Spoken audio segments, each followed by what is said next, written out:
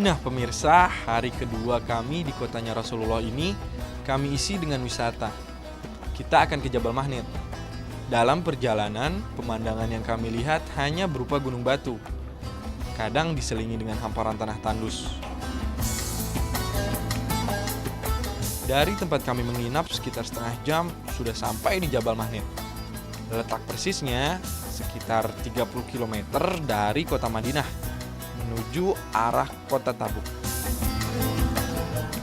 Tempat ini merupakan salah satu tujuan favorit wisatawan. Kawasan ini termasuk tanah halal loh.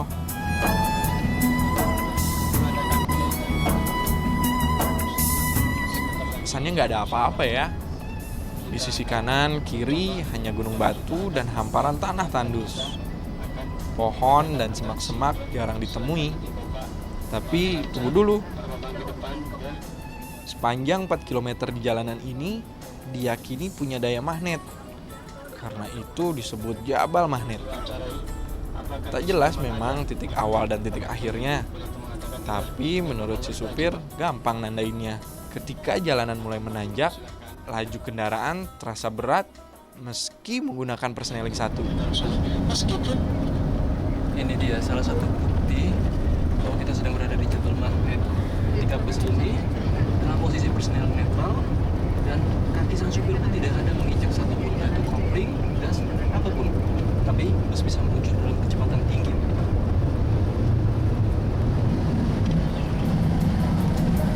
Sayang, speedometer bis yang kami tumpangi rusak.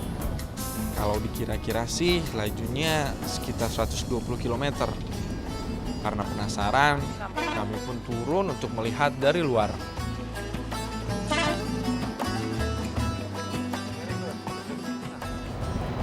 Sekarang kita ngebuktiin nih bahwa di Jabal Mahnet itu memang magnet. Bus ini dalam keadaan netral. Sedangkan jalannya sendiri itu menanjak. Tapi anehnya, kenapa bus itu malah bisa jalan sendiri tanpa menggunakan gigi? Alias netral. Jabal Mahnet sampai sekarang masih misterius. Justru karena itu ya, hampir semua turis penasaran pengen mengunjungi tempat ini.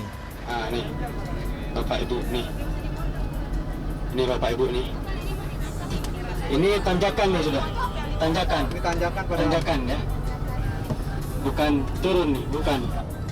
Nah, cara menandai akhir bagian magnet, laju bis dengan sendirinya mulai melambat hingga akhirnya berhenti.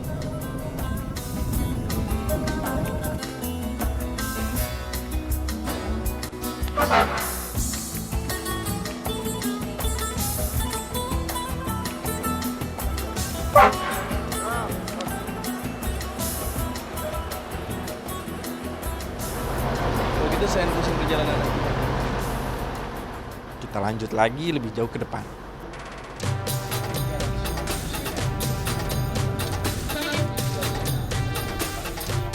Kawasan ini disebut sebagai puncaknya Madinah.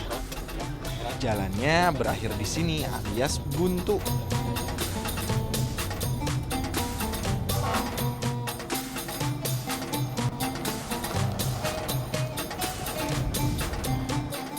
Yang terlihat hanya hamparan tanah tandus dengan sejumlah pohon.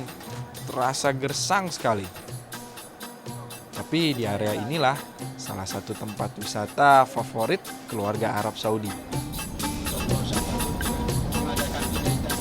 Bukti kalau tempat ini untuk wisata, kita bisa menjumpai mainan anak-anak seperti ayunan dan perosotan. Tapi kok sepi ya? Keluarga Arab Saudi kalau berwisata pas malam hari, di saat suhu udara tidak panas.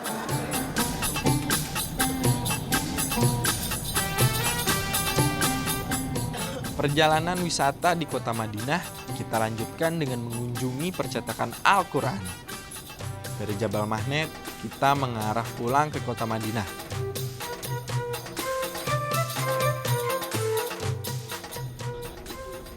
Lokasi percetakan ini sekitar 10 km dari kota Madinah Al-Munawwaroh. Yap, nggak sampai setengah jam kami sudah sampai.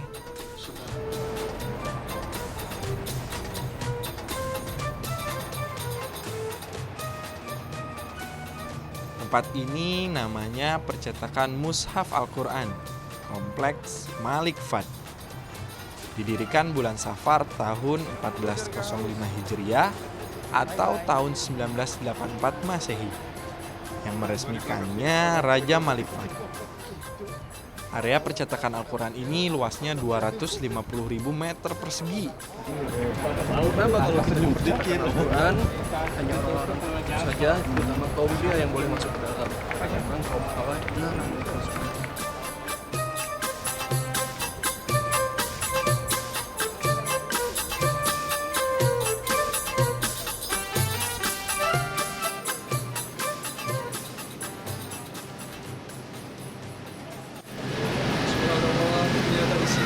Pusat percetakan Al-Quran terbesar di dunia. Proses pencetakan Al-Quran dilakukan dengan sangat teliti dan hati-hati melalui 5 tahap. Tahap pertama, para kaligrafer menorehkan tulisan huruf Al-Quran tanpa titik dan baris di atas plat cetakan transparan. Oleh tim pengawas, lalu diantarkan kepada ulama-ulama besar di berbagai negara untuk dilakukan pemeriksaan secara detail dan akurat. Bila ada kesalahan sekecil apapun, langsung diperbaiki oleh penulis di depan tim pengawas senior yang terdiri dari ulama-ulama senior Arab Saudi.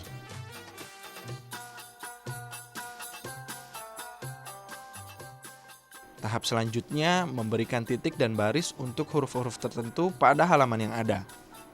Kemudian diteliti lagi oleh tim pengawas senior. Tahap keempat, memberikan tanda wakof, dan tahap terakhir adalah memberikan nomor ayat, halaman, dan pinggiran kaligrafis. Proses pencetakan Al-Quran dikerjakan oleh 1.700 petugas teknis. Percetakan Mushaf Al-Quran, kapasitas cetak mencapai 30 juta eksemplar per tahun. Dan sampai sekarang, sudah mencetak lebih dari 250 juta eksemplar Al-Quran.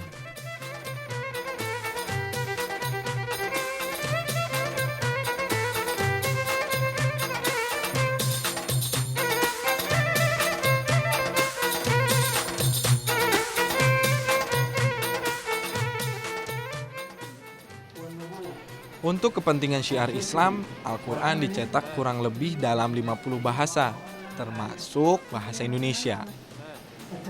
Sepantasnya kalau dikategorikan sebagai percetakan Al-Quran terbesar di dunia. Al-Quran model seperti inilah yang dibagi-bagikan gratis ke 50 negara bersangkutan. Begitu pula saat ibadah haji. Jemaah umroh yang kesini juga ketiban rezeki.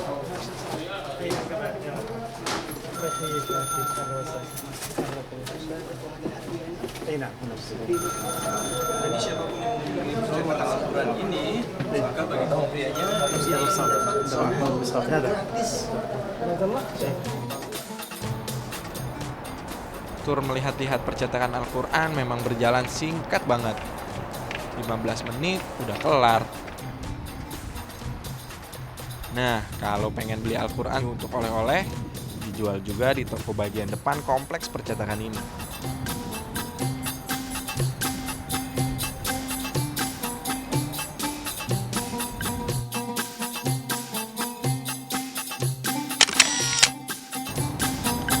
Tepat di seberang percetakan Al-Quran ini ternyata terdapat istana raja. Karena letaknya sangat jauh, makanya kenapa saya sengaja menggunakan kamera Sony Alpha ini dengan lensa tele yang bisa mencapai lumayan